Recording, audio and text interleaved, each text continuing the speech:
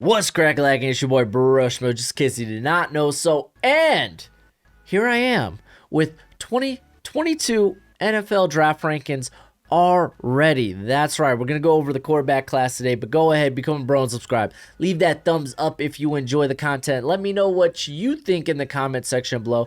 And we're going to go over 25 guys today. That's right, 25. Now, these are just some rough rankings right now. This is more so to kind of like my first initial impressions on a lot of these prospects. I haven't nearly scratched the surface of some of these guys, but yeah, just some guys to highlight, put on your list to be looking for. And then over the summer, I'm going to do the hardcore sit down and study, and then I'll come out with my preseason rankings then. But we're going to be doing the streaming. The streaming's coming back. We're going to be doing NCAA Revamped tonight. We're going to start a new dynasty. So be there for that. Join us. And yeah, we're just going to be kicking it.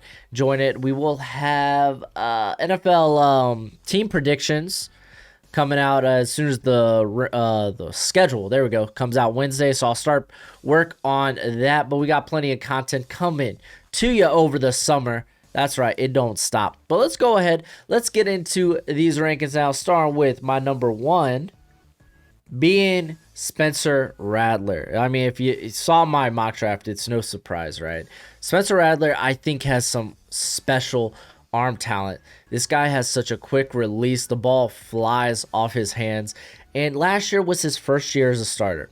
If he could be a bit more consistent in year two, I think he is, without a shadow of a doubt, well, the top quarterback in this class. You'll notice I got stars next to the guys that I think are first-round prospects.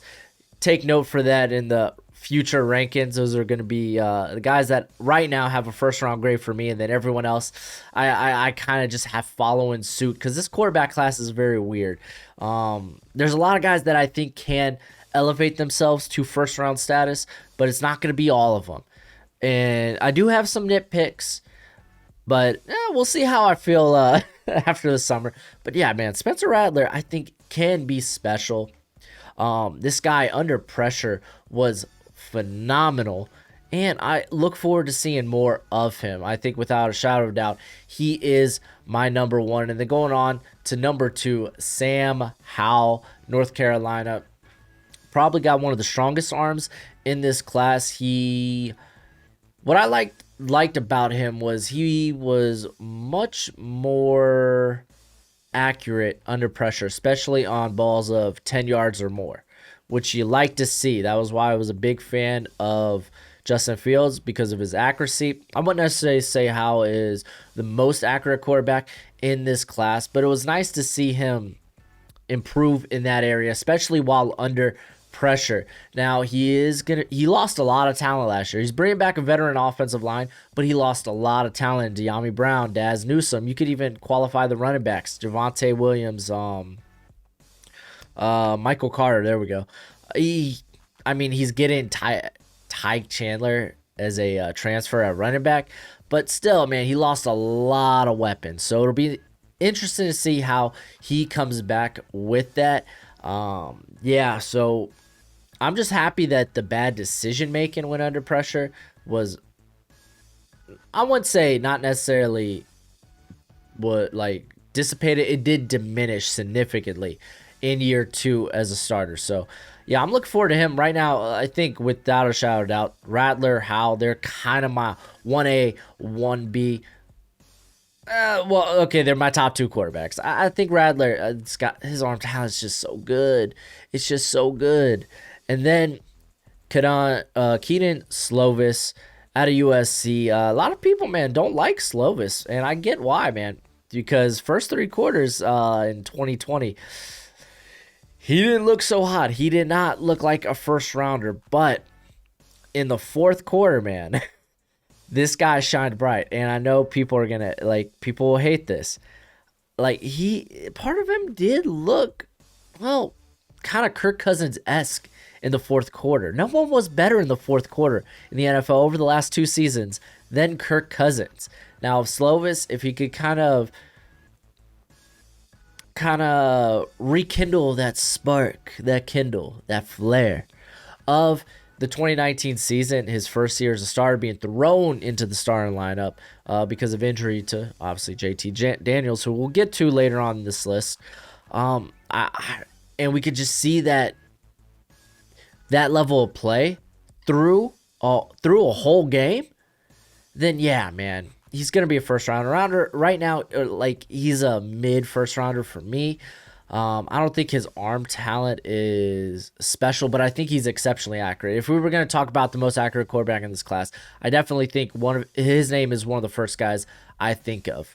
And then Malik Willis, a guy that could really jump in this class because he's got the arm strength. He's got huge athletic upside. He is essentially the Trey Lance in this group. The thing is, it's a different pedigree, man. He was a former Auburn recruit. Trey Lance, he didn't get a lot of D1 offers. Willis did. So he could definitely, I mean, I think a lot of people are already viewing him as a first rounder. You're going to see him as everyone's, oh, this guy could be a sleeper. No, he's going to be in everyone's first round mock. He was just that good last year. It'll be interesting to see. Next year, I don't know if he takes a significant jump up in production. I think unless he totally just craps the bed in 2021, I think a lot of people are going to be taking the flyer, taking the risk, just because of his upside. So yeah, I don't think a lot will change in terms of, I don't think a lot of people, they're going to change their impression on Willis. I'm a big fan of his game, man. And then Matt Corral, dude.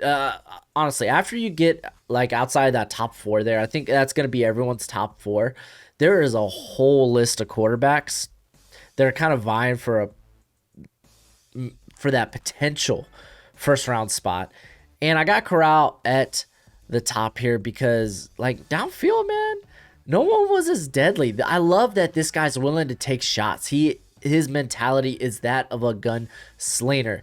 And in terms of accuracy, especially downfield, he was in the top 5 last year.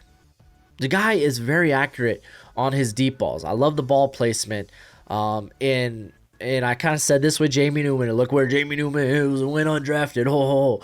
But what he does differently is he can manipulate the middle of the field.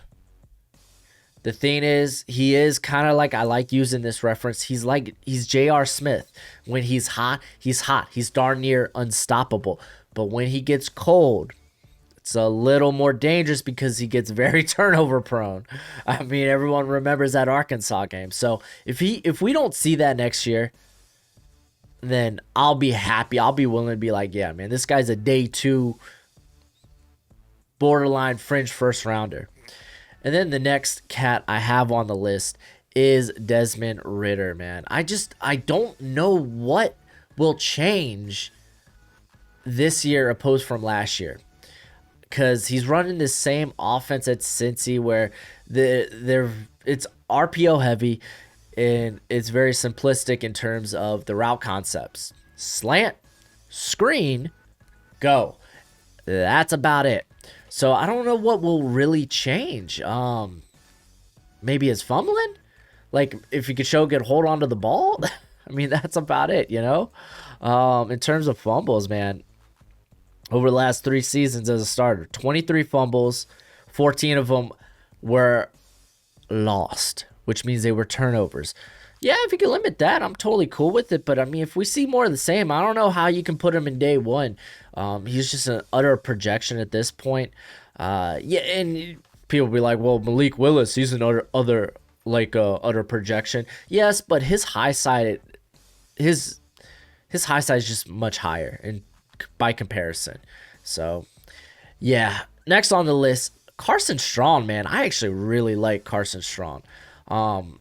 Few things I don't like about Carson Strong.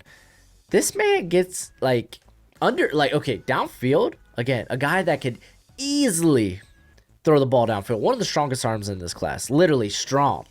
Carson Strong is strong. But fumbles, yeah, they were kind of a thing when under pressure. But I'm not too worried about that. Like, they're not that much higher compared to the rest of the class outside of Desmond Ritter. But Ritter ran a whole lot more. But batted balls at the line. Underneath, man, he tries to throw it like so on a rope underneath. There's really no touch. And he had the most, like, one of the most batted, or among the most in balls batted at the line at 23. So again, something that he can improve. Luckily, he is bringing back some playmakers from last year. Romeo, what is it? Dobes, something like that. Yeah, it's Romeo. But he's gonna be a guy on the receivers list. Just wait. But I like Strong, man. I like Strong. I like the arm strength. I'm interested to see him this year. He is another one of those guys that could maybe pole vault like Corral, Ritter, and Strong, and then this next, obviously JT Daniels. I think are probably the top 4 guys that are vying for maybe potentially emerge as a potential first round quarterback. I think it's definitely those guys. And when it comes to like JT Daniels, I just want to see more of him, man. He only played 4 games last year. He looked good. I don't know if it was really anything to write home about in some cases, but I memean, he looked extremely good. But keep in mind, this is the guy that lost his job at USC to the redshirt freshman Slovis. So, hey, man, full year in the SEC. If he balls out, he balls out. I'm willing to throw him up there. I'm going to watch a bit more of him over the summer, mainly the USC stuff, because I think we're not going to really learn much from his Georgia film this year. He looked good. I liked it. I'm going to go back, watch his USC tape, and see what was the improvements, what changed. So I'm very interested in that. A lot of people think Jamie Newman didn't decide to opt out because he wasn't going to win the starting job. I don't think so. Calm down. Y'all need to calm down. And then these next 2 guys, I have them in my top 10, but I think they're for sure like fringe day 2, 4th round type guys. And I don't see that changing. I think these guys are kind of cemented in their spot. I think there's very little that they can do to change my mind in that case. Kenny Pickett out of Pittsburgh was a guy I definitely thought was coming out. I had him in that day 2, 4th round type of area. His ball accuracy downfield got much better, but still the ball placement not always so hot. His arm strength, I think, is above average. When throwing the ball downfield, it's not like it's on a rope. He's not throwing these lasers. They can get away from him sometimes and float in air a little bit too much. I don't know what more we're gonna see this year that'll really elevate his stock. But yeah, man, I look forward to seeing him, man. I feel good about him as a 3rd, 4th rounder. And kind of the same for, I really should have checked how to pronounce our boy Jerkovec. I know I butchered that. But Phil Jerkovec. I'm just going to call him Phil J. He's a very similar prospect to Pickett in that regard. The guy, I would say he's got a bigger arm. But a lot of people come very impressed with him, and I went back mainly to the big games. I'll watch the rest of it during the summer, but I went back to his Clemson and Notre Dame games and did not come away impressed at all.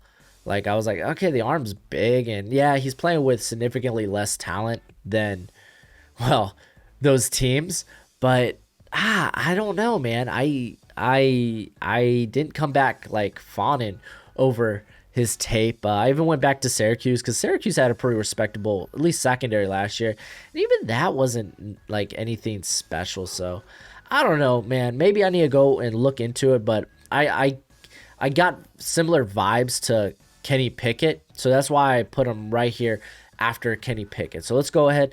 Let's go into the next group here. And I got Tyler Shuck. A lot of people are really high on Tyler Shuck.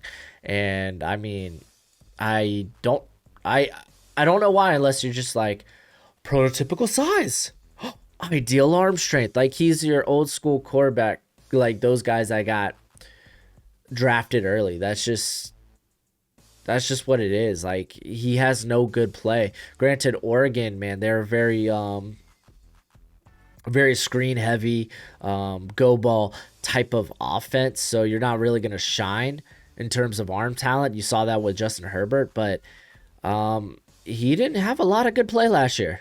Like, none. So he's going to Texas Tech. He's going to be asked to throw the ball probably a ton more. I'm interested to see, but I don't get what the fuss is about him. So yeah, that's just kind of how I stand with him. And then Michael Penix Jr. I'm actually really excited for Penix because this guy's accuracy is pretty solid. It took a little bit of a hit last year, but a big reason why he was playing behind one of the worst graded offensive lines in football there at Indiana. So he was under pressure a lot, but no one was throwing as many yards, more specifically air yards, under pressure than Penix Jr. I kind of questioned his arm strength, not so much after going back watching the Ohio State game, man, because I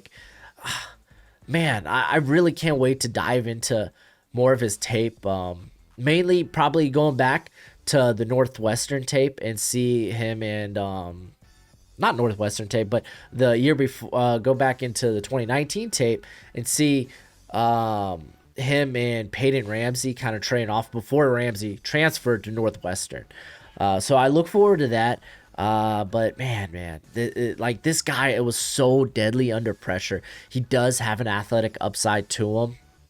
I don't think the accuracy is completely there, but it's not bad. Like downfield, this guy,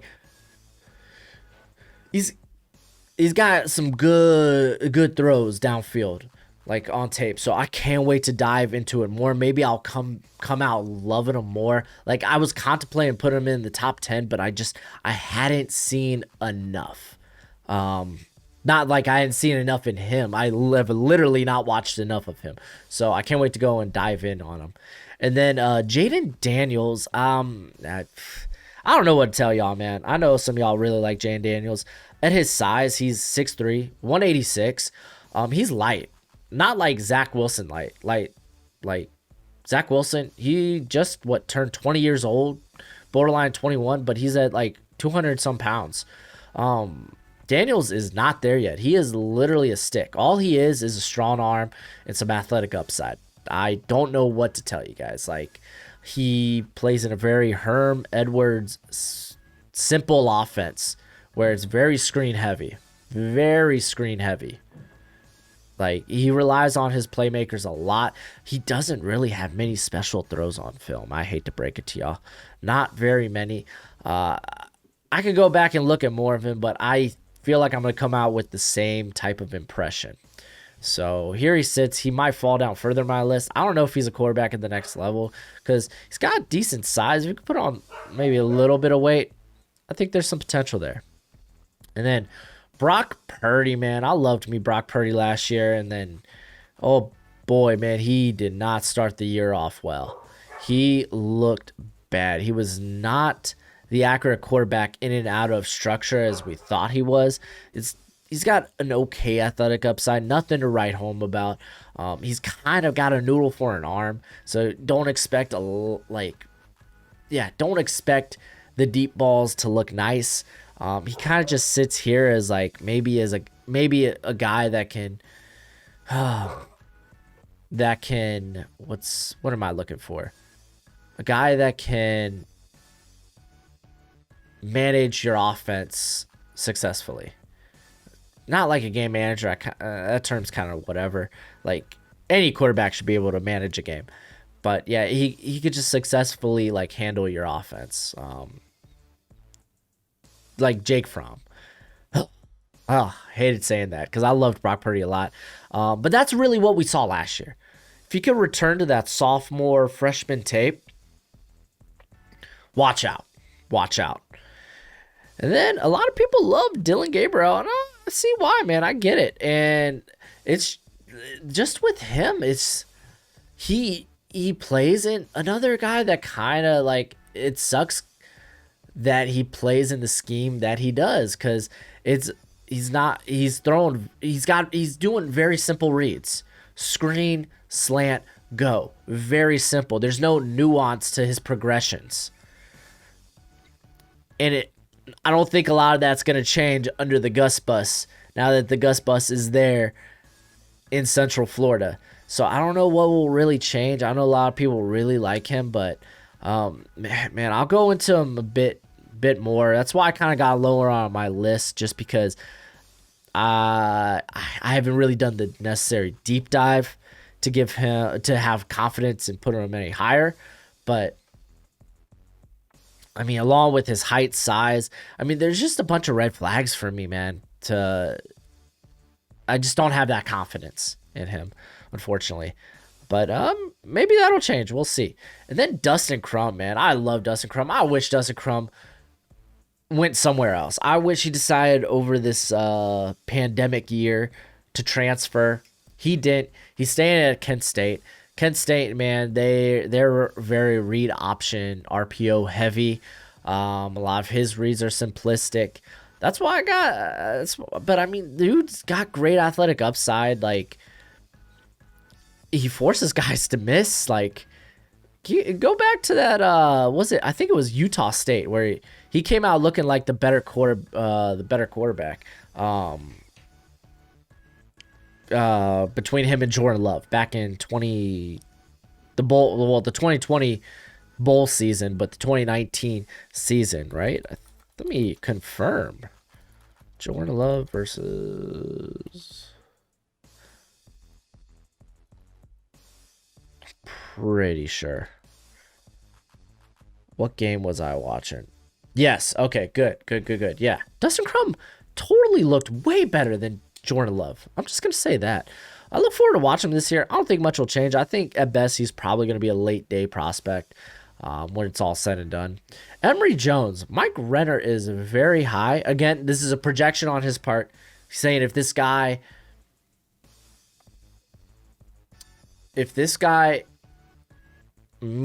achieves his potential, he could be a first rounder. And I get it. Like, and honestly, he probably should be higher on my list than a guy like Jaden Daniels. He probably should be in the top 10. Just because he's in a better situation too. It's not like Jaden Daniels, you're not going to see much because of the scheme, because of the offense he is asked to operate.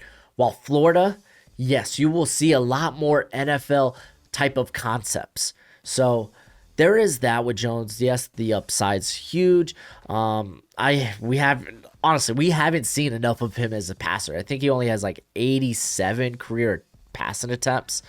So a lot of his draft stock is going to be based on this year. That's just going to be the case. I'm going to hold him here. I'll go back. I'll watch those 87 pass attempts, see what I feel about him. I might move him up, maybe, but I don't see me moving him up to no more than early day 3, but we'll see. De'Aaron Keene. I'm a big Hurricanes fan, by the way. But he's not going to be a quarterback at the next level. Just 5'11", you might be like, oh man, come on. Sub 6 foot quarterbacks, they can succeed. Yeah, but just the arm talent, the arm ability ain't there. This guy can't throw the ball downfield exceptionally well. Like, the ball placement's kind of everywhere, and he just doesn't have the arm for it, man. He's gonna be kind of like much like former Houston quarterback Greg Ward. That's kind of what I see in Keene. So that's my take on it. I've been saying this since last year, before he decided to go the whole super senior route. Kind of makes sense, man. He knows what his ceiling is at the NFL level, so take advantage if you get an extra year to play in college. Bailey, I think it's Zap? I don't know. Former Houston Baptist quarterback. Very interesting. Like, from a foot, like, I went back, watched the Texas Tech film. Oh, golly, dude. This guy's got some good footwork. He can really, really let the ball go too, man. It jumps off his hand. The big thing with him was turnovers. And you'd be like, he only had 1 interception last year. Yeah, but he had 15 the year before in terms of interceptions, 13 the year before that. So 28 interceptions going into last year, and then he only throws 1. Yes, okay, he's much improved. Okay, level of competition, and it's not like the level of competition gets much better. I mean, it is going to be tougher level of competition for him going to Western Kentucky compared to what they play there at Houston Baptist. But I don't think anything will say like any amount of play will make him more than maybe a late day 3 potentially. I don't know. He could go to Senior Bowl, set the world on fire. I think he's kind of in that type of territory. But I really, really like, he's fun to watch. Straight up, he's just fun to watch. Pretty accurate downfield too. So maybe, man, don't sleep. Let's not sleep on this guy just yet. But yeah, I'm sure he's gonna be up there in age too, man. I have a feeling he's gonna be a very old cat. I'll find that out this summer. And then I threw Tanner Morgan here just because the other 5 guys that I have listed, they're like super senior transfers that I don't think will sniff the NFL. Literally all of them transferred to a different school this year. We'll get into them. But Tanner Morgan, man, Tanner Morgan's initially, and I said this in my review of my first 2021 mock draft. A lot of people overhyped him after that Auburn win, man. He runs a very simple offense. Guess what? RPO, yeah. It's very simple reads in that offense. And I don't think he handles pressure well, but he doesn't pick up pressure, or he doesn't pick up when he's going to be blitzed well.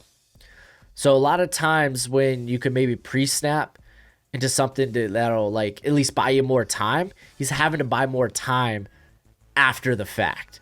I don't think he's got necessarily the greatest arm either. I would say it's average, above average. But yeah, dude's going to be on draft free agent. There ain't much to say. He may have been a 6th rounder this year. At best, maybe. But the quarterback talent is pretty deep in this class, potentially. And then just to go over some of these transfer guys. We have Chase Bryce, who's transferring from Duke to Appalachian State. He was the backup quarterback at Clemson before that, too. So this guy was highly recruited, but he's going to Appalachian State, going to be the starter. Yeah, he didn't show it much at Duke. Now he's going to lesser competition. He's going to be undrafted. Jack Cohn, after he played at Wisconsin, eventually got usurped by was it Garrett, or was it Graham Mertz? I think. Basically the 5-star guy. He got replaced by a 5-star guy. He's going to go to Notre Dame. There's a shot. I mean, if Ian Book went it in the 4th round, maybe Jack Cohn could do the similar thing. Charlie Brewer is going from Baylor to Utah, and it's funny because he kicked Jake Bentley, who's now on his 3rd team, out of Utah, essentially. Charlie Brewer, he doesn't got a great arm. His accuracy's here and there, so he's kind of whatever. Anthony Russo is going from Temple, but playing at Michigan State. Like, this guy has some serious CFL vibes, but he's going to be fun to watch this year. And then Jake Bentley, he's literally going to be the low bar. There's not going to be any quarterback I probably rank lower than Jake Bentley. And I know some of you guys are going to be like, oh, where's guys like Grayson McCall or Bryce Young? They're like redshirt sophomores. I don't think they're coming out in this class. Look for him in the 2023 class. Maybe even with McCall, he might stay like the full 4, technically 5 years there at Coastal Carolina. Maybe ends up being a grad transfer too. Look out for that. He might end up his redshirt junior year, decide after to grad transfer, go to a bigger conference, bigger school, and try to help his draft stock. But Jake Bentley ain't nothing good. He's going to South Alabama now after first losing the starting job at South Carolina, going to Utah, not looking good. Getting Charlie Brewer comes in, Bentley basically out of a starting job once again, goes to South Alabama. He ain't nothing special to write home for. But that's it for my list currently of guys that I felt pretty good about throwing up on here and ranking. Let me know what you think in the comment section below. Let me know if there's maybe anything I missed. Hey, I'm willing to, maybe concede if it's hey, especially if to some of these guys that I haven't really got a deep dive into yet. But yeah, I look forward to hearing your comments. But until next time, you be easy, my friends. Later.